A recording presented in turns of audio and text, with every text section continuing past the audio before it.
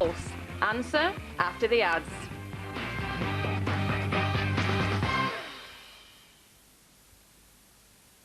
Home insurance.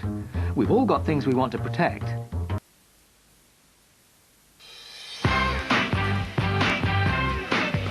So the Queen never travels abroad without a selection of homeopathic remedies. That's true.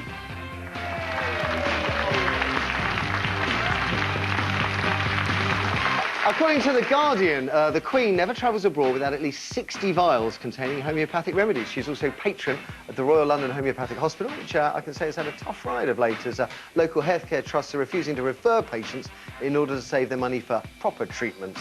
You're watching today's Right Stuff, of course, with Kay Adams, Stephen K. Amos, and our special guest, Tori Pierce, Saeed Avasi, and all present and correct, of course. Still to come, when it comes to the big decisions in your life, who do you listen to? Who do you try and please? Yourself? Hey, it's your life, baby. Or your parents? Older, wiser, and only with your best interests at heart. 0207 173 5555 is the number for your thoughts on that. Right now, though, that classic debate, is homeopathy a waste of money? We might spend £1.6 billion every year on natural treatments and remedies, but science thinks we're literally throwing our cash away. True, some alternative treatments, such as acupuncture, have support from Western medicine, but not homeopathy, which is all about treating like with like, giving your body a dilution of the very thing that makes you ill in the first place. A dilution which, I suppose you could compare to a vaccine, then triggers the body to fight the problem naturally. Homeopathic treatments are available from everything from colds to cancer, depression to diabetes, and onwards, really. And many people who take them swear blind that they work, but not many Western scientists who say most of the treatments are untested and unproven, and they claim ingredients are so diluted that the body doesn't even notice them, and that you get just as much benefit from taking a placebo. So, who is right? Eric went to the Royal London Homeopathic Hospital to find out what patients think. I have localised referred pain in my right arm and shoulder, and I come here on a quarterly basis and have acupuncture and fluidity of movement, pain-free, excellent. Recommend it to anybody. For me, it's worked for years and I'm happy with it. It doesn't have contraindications, it doesn't have side effects. I feel it's very important for patients who feel that they're not getting the right thing from, ordinary medicine. I had 6 months of traditional treatment and then I decided I wanted to go drug-free. And the symptoms came back for about 6 months. And for some of that time I had homeopathic treatment, and now I seem to be extremely well. Which is good to hear. I have to say I know the hospital quite well, and it is an extraordinary place. If every hospital in the country was as nice as the London Homeopathic Hospital, I think we'd all feel a lot better. Nevertheless, Simon Singh has mauled homeopathy, I should say, in his book Trick or Testament. But many users still believe, Simon, that it works for them, and at the end of the day, if it makes people feel good, then that's great, isn't it? Well, I think the trouble is, and the way I got involved in this was I asked a young student to visit 10 homeopaths, and she said she was going to West Africa and she needed protection against malaria. And the frightening thing was that 10 out of 10 homeopaths she visited were willing to give her unproven, unknown homeopathic remedies to protect her in a country where she'd be dead within 3 days.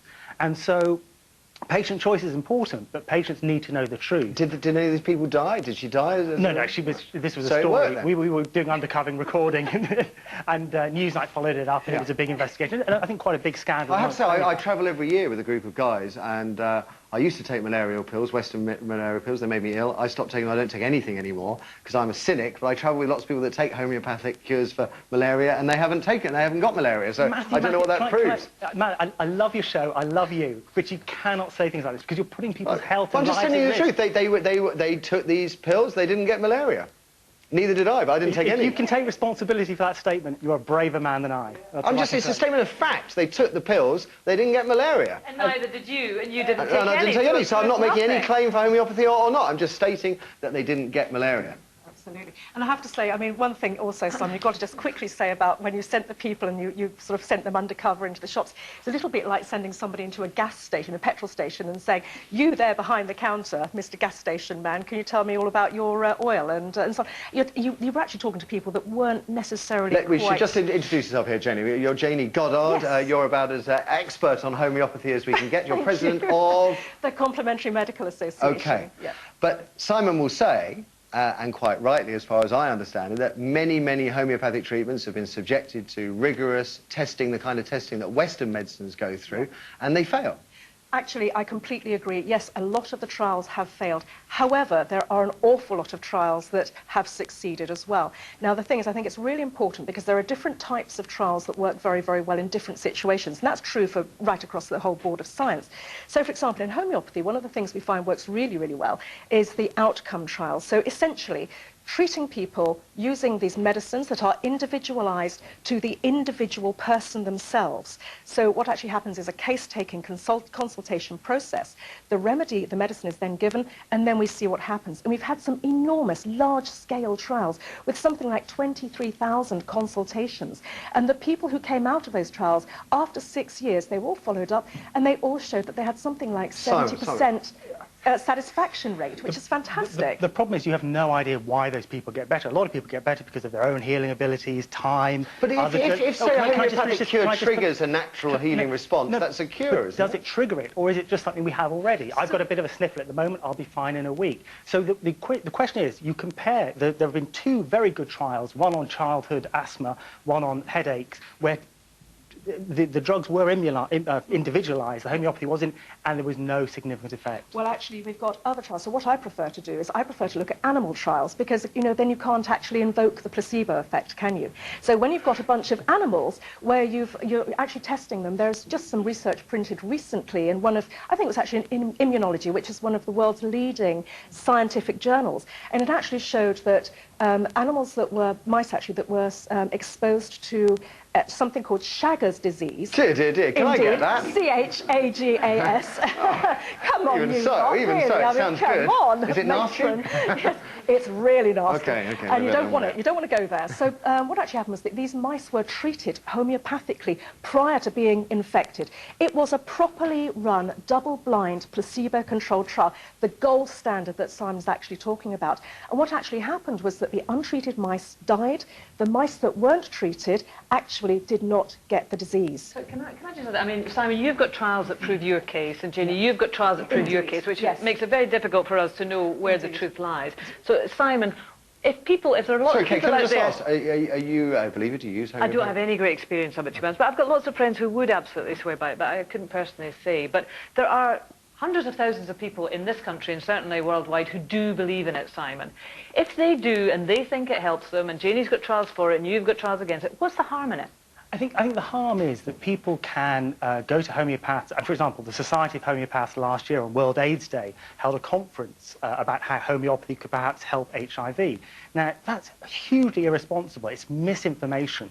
And I think if people have the right information, and the right information is that if you look at all the trials en masse, get rid of the bad ones, keep the good ones, and you can define very clearly what a good trial is, the overall evidence is negative. And can I just say one other very quick thing? I would love homeopathy to work. I think it would be fantastic. And I endorse some other alternative remedies.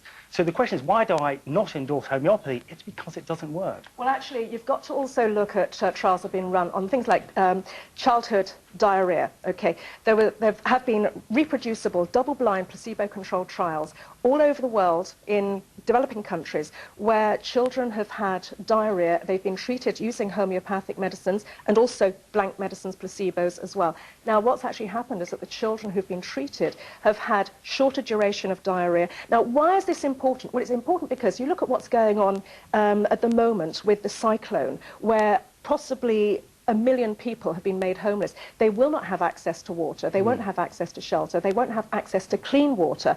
You will see these diarrheas happening. There's a huge responsibility resting on your shoulders, because to take the point that Simon makes, if you take something like HIV or even in cancer, and some people would recommend homeopathy for cancer. No. Well, I mean, there are... They won't. No. You can't actually... The way homeopathy actually works... Sorry, I've got to explain. It's really, really important that you understand it. when you're actually treating a patient who has a severe disease, like cancer or HIV, you are treating the symptoms that they show. So what we're talking about is palliative medicine. Right. Okay, so we never ever claim to treat HIV or to treat cancer. In fact, it's illegal to claim to treat cancer under the Cancer Act.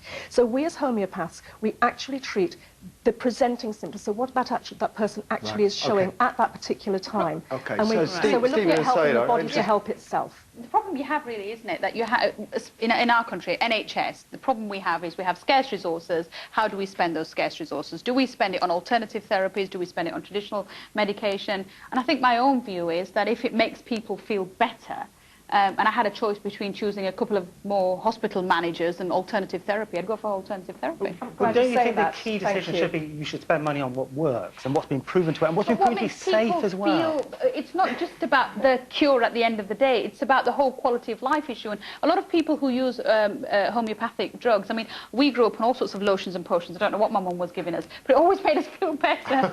You're absolutely right. And if you look, for example, if you look in the Indian subcontinent, there's a massive proportion of the country that use homeopathic just about everybody medication. on Ayurveda, and it seems to work. Simon's saying use what works. Well, the problem is, according to the British Medical Journal's Clinical Evidence website, they have actually just recently shown that only 15% of all of the medical interventions, so the drugs, the surgery, etc., has ever actually been proven to be beneficial. So 85% of what's used in medicine has never ever been proven to work. Isn't that probably one of your problems, Simon, that you're becoming, from a scientific point of view, you're actually threatened by the fact that people are turning to this other area? No. That might be encroaching on my the co-author is a multi-billion professor industry. of complementary medicine, was a practicing homeopath, and we really care about patients and what patients get at the end of the day. And you're absolutely right, the care that people get at the homeopathic hospital is fantastic. And if that care could be replicated, that personal interaction...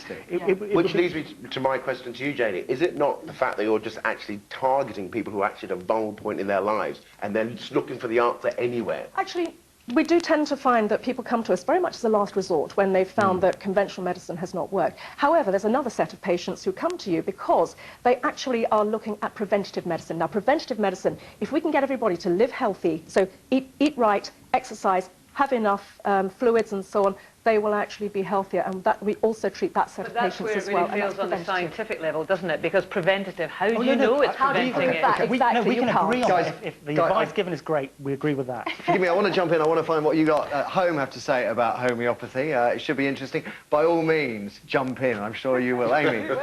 If you want to call, you can ring us right now on 0207 173 5555. Who have we got on the line now? Oh, sorry. No well, you can call us on that as well. We've actually got Susan from Kent on line 1. Morning, Susan. Hello? Hi there, what's up? What do you think about homeopathy, Susan? Well, I've been taking homeopathic medicines for over 30 years. Yeah. And I started off when I was 25. I had ulcerative colitis. I'd seen the specialist. And he told me that it was so bad. I was taking awful medicines from him that gave me terrible side effects. It was so bad I'd have to have a coleostomy in a bag. And I said, die first. And he said, if you don't, you most probably will.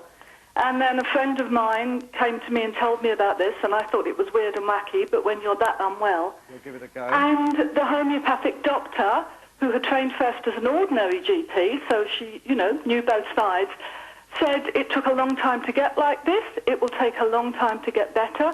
She gave me homeopathic medicine and a diet.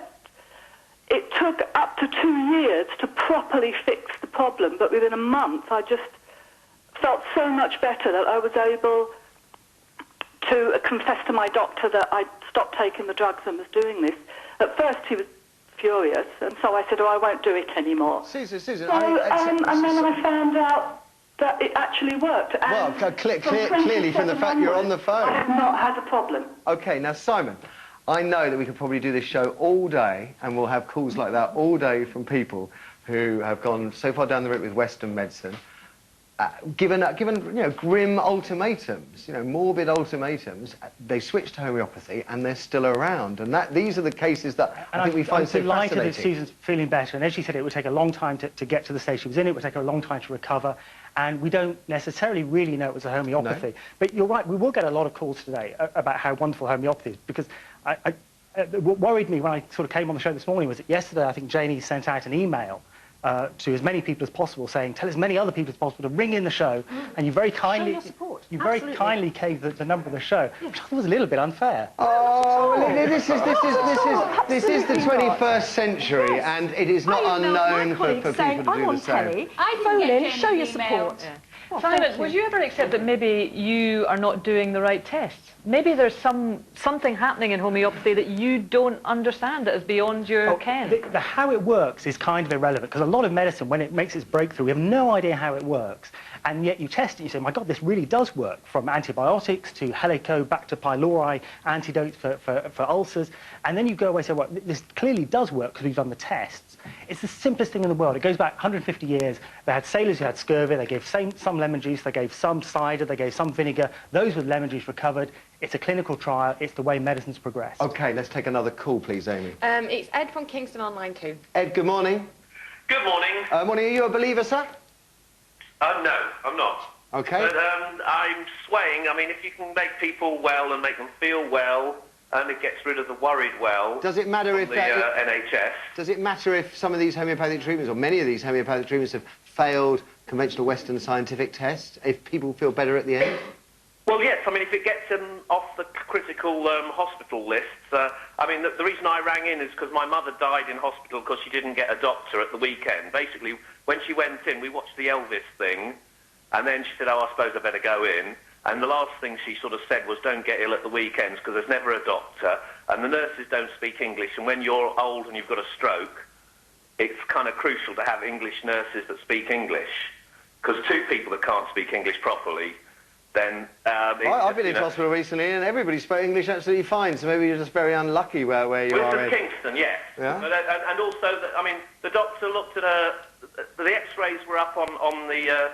At 3 o'clock in the morning, he said that the ward was empty. The ward, they'd have to make some space. Ed, is this about homeopathy?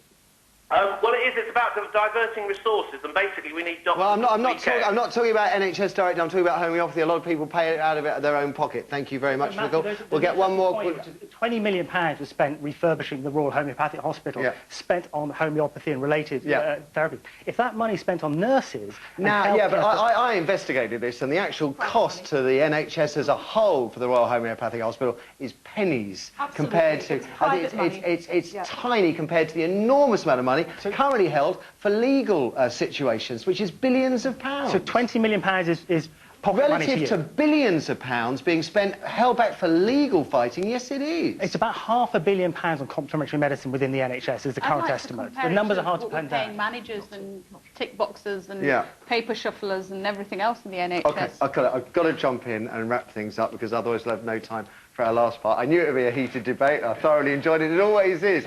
Janie and Simon, thank you very much for joining us this morning. Give it up for them, ladies and gentlemen. Appreciate it. And I think, yes, they're going to leave as friends. Thanks for the kind words. Cheers. After the ads, please your parents or please yourself. When it comes to the big decisions in your life, how much heed should you pay to what your old folks have to say? In many countries, of course, and cultures, mum and dad have a big say in who you marry, where you work, maybe even where you live. They're older and some say wiser, but also from a different generation with a different outlook on life. So,